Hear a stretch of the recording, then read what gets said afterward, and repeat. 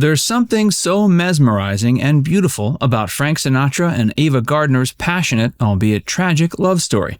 Among all the old Hollywood romances, there's a glimmer of something special in their romance that made it stand out from the myriad of other star-studded flings, affairs, and marriages of the era.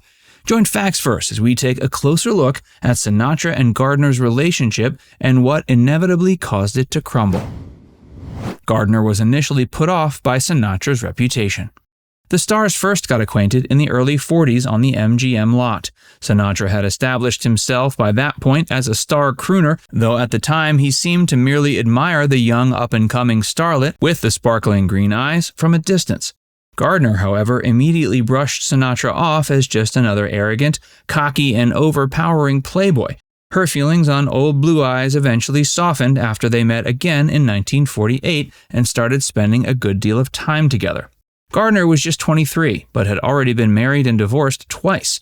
Her first husband was Mickey Rooney, who she'd married when she was in her teens.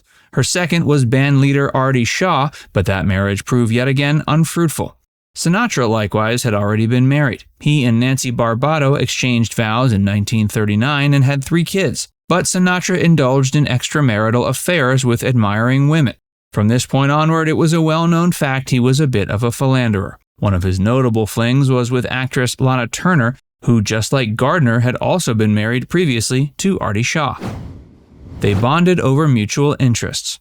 Gardner and Sinatra came to find they had many things in common. A few of these things included jazz music, booze, and sex. But they were both deeply insecure people who couldn't stand to be alone. They also later found they were both prone to fits of anger.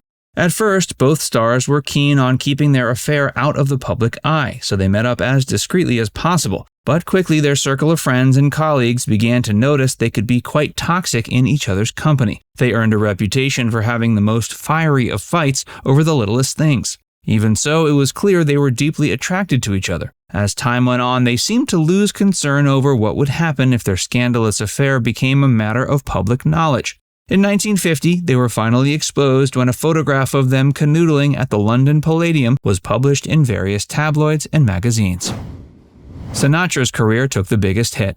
Some of Sinatra's more conservative admirers were offended by him being unfaithful to his wife. They also took offense to him cheating on his wife with a woman who already had a reputation for being what they thought of as morally bankrupt.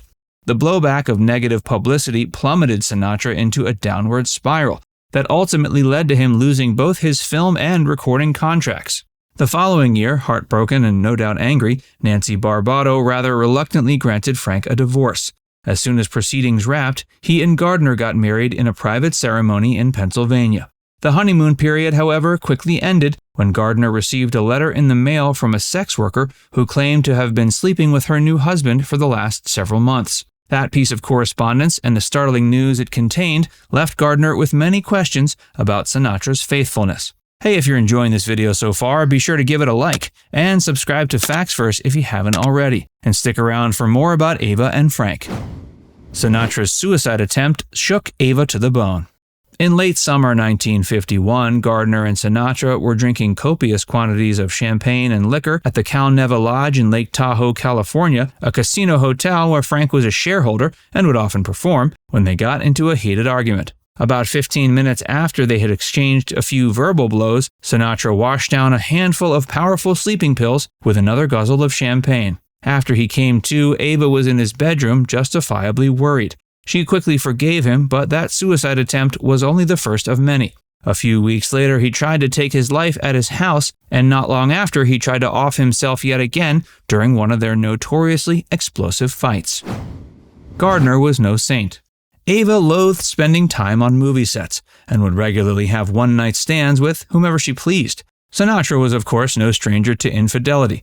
On one notable occasion, he intentionally reignited his old fling with Lana Turner just to spite Ava. In 1953, Sinatra went to Africa to visit Gardner on the set of the film Mogambo. That's when she revealed she had become pregnant with his child. Frank was overjoyed with the news, but Gardner clandestinely booked a flight to London to have an abortion without his knowledge. When filming wrapped up, Ava traveled to Madrid, where she pursued a steamy affair with a Spanish bullfighter named Luis Miguel Dominguez. The following year, she filed for divorce from Sinatra.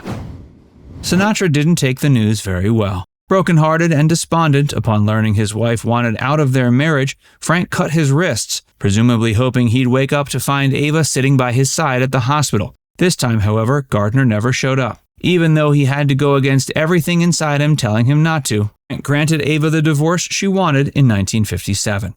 That year, he put out an album titled Where Are You?, a collection of sad ballads in which he expressed his grief and heartache. Always eager to capitalize on a star's suffering, the media shamelessly covered every last bit of their breakup.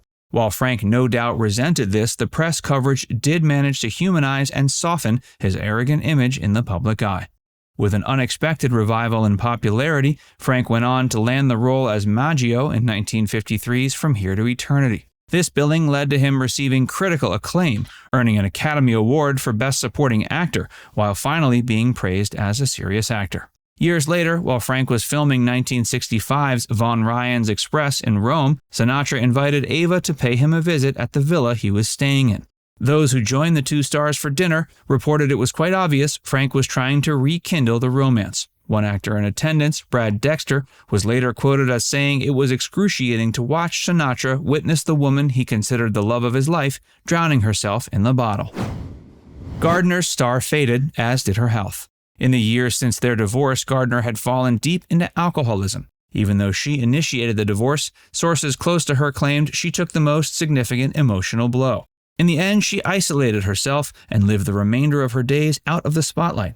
After having a stroke, she even stopped taking calls from most people. She would, however, pick up the receiver for her old flame, Frank, who had to do all the talking since she had lost most of her ability to communicate. The nurses would have to hold the phone up for her. Frank would simply tell her repeatedly how awful aging was and how much he loved her. Gardner died January 25, 1990 at age 67. Frank died 8 years later at age 82. Now it's time to hear from you. Do you think Frank and Ava were each other's soulmates? Let us know in the comments section below. And before you go, make sure you give this video a like and subscribe to Facts Verse if you haven't already. Click the bell icon to stay updated on all our latest content.